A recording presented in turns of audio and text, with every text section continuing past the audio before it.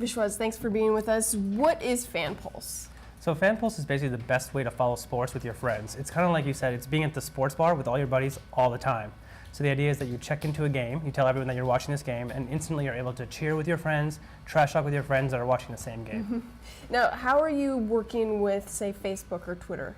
So today we're basically integrated with those guys. So what we do is you can find your friends from Facebook and Twitter and bring them into FanPulse, just like you can also do that same thing with your iPhone address book. Okay. And then once you do that, when you check into games or you shout, we can actually publish your status back out to Facebook and to Twitter, so all your friends know, in addition to the friends that you're chatting with on FanPulse. Now, do your user demographic, do they use one more than the other? Our early theories say that there's a lot of Facebook usage within our early users. Twitter is great, but it tends to be this, I think, a lot of people that like to comment into the cloud, whereas Facebook people update their status to tell their friends what's going on. Right. And so we're seeing a bigger overlap with Facebook, although we think there's still a lot of usage with Twitter. Now, how are sports fans engaging with each other around sports? When we started this business, we actually felt like there was a bit of a cry for help from sports fans and in talking to their friends when they weren't in the same place. People would send 5 SMS messages to each other from a bar and get 5 back, not realizing that that's what was going to happen. There's no reply all on text messages. Right. People send emails with the hopes that their friends are also watching the game, but then they often don't get responses. So someone's got to be both watching the game and checking their email at the same time. So we really think FanPulse is a way to solve that by broadcasting what you're doing around sports. You let your friends engage with you when it's appropriate for them to engage with you. So you can chat, you can catch up on what's been going on in the game, do all those things on FanPulse. So now, are people in the U.S. talking with fans in, say, England for the Premier League, or how is it working? Is it becoming that global of a platform? It definitely has that capability. Today, actually, though, we're seeing a lot of people that are waking up at 5 a.m. in the States to watch English Premier League matches and chat about it on FanPulse, and they're finding buddies that they didn't know woke up at 5 in the morning. Exactly, because you can't really get up out of your bed, go next door. You're in bed, you're watching the game or on your couch. But we're seeing a lot of communication within community. So in the UK, people are talking about Premier League using FanPulse. Now, are you doing anything with the Olympics or upcoming sporting events? Like, how do you prepare for those? I know March Madness is probably going to be huge for you guys. Absolutely, and where we excel is really in connecting friends, letting them talk about the sports. So with the Olympics right now, we don't have any data. All we're doing is letting people check into the Olympics and talk to their friends that are also watching. And we've seen actually a lot of interaction between East Coast and West Coast people. So people on the East Coast are saying, "Oh my God, that was amazing!" Some downhill ski event, and people on the West Coast are like, "Oh, I haven't seen it yet, but I'm going to watch it tonight." And upcoming from March. Spoiler alert. A little bit of spoiler alerts on the Olympics, but that's NBC's fault, not ours. Yes. With March Madness, it's funny, you fill out this bracket, you spend all this time prepping, but from the day you submit it until the end of the tournament, there's no interaction with your bracket other than checking your score. But there's tons of conversation that happens. And so we're going to let people check into games and cheer for the teams. And March Madness is great because you have a horse, but it's a horse that you've picked.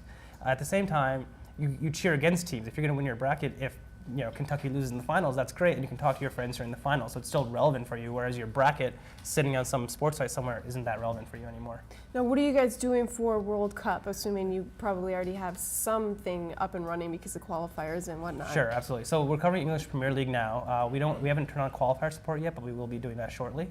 But definitely for the World Cup, we'll have full stats, real-time data, and let people check in. So it'd be pretty cool if you can, check in and follow it with all your friends that are cheering for the U.S., but also if you have friends abroad, you can talk to them. We can introduce some cool features to see who's pulling for what countries at what time. So we plan to do a lot around the World Cup. So you are an app at the App Store. Give me a little bit of background on the submission and approval process that you have to go through for Apple. Sure. So this was our first time kind of going through the process. I would say on the whole, we were pleasantly surprised. It was very quick in getting from submission to being in review to getting feedback. The challenges that we had were really that there was no visibility into that. What we learned after the fact, or a little bit later in the process, is they do a legal review, a marketing review, a technical review, a content review, and that feedback comes in parts. So it'd be really a lot more helpful for us to get all that feedback in At 3 once? days instead of getting part 1 of feedback in 1 day and then part 2 of feedback after we submit again and fix those errors, or issues rather, that Apple has.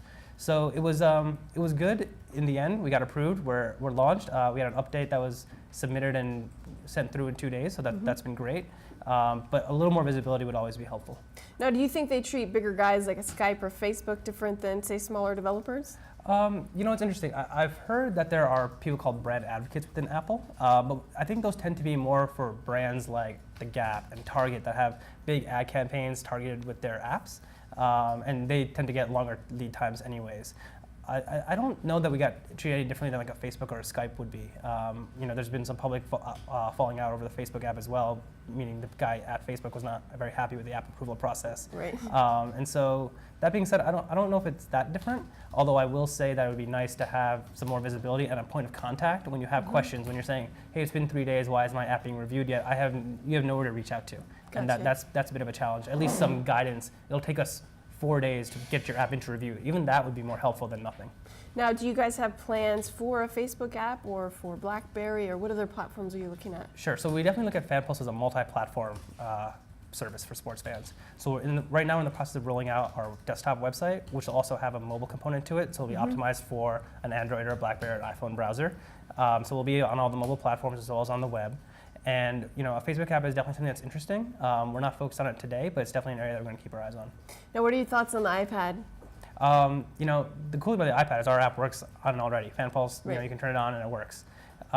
We think it's a really powerful product because it's going to be on your coffee table when you're watching the game. So obviously, once it launches and it's in consumers' hands, we're going to roll out some features that are going to help kind of optimize FanPulse for the iPad.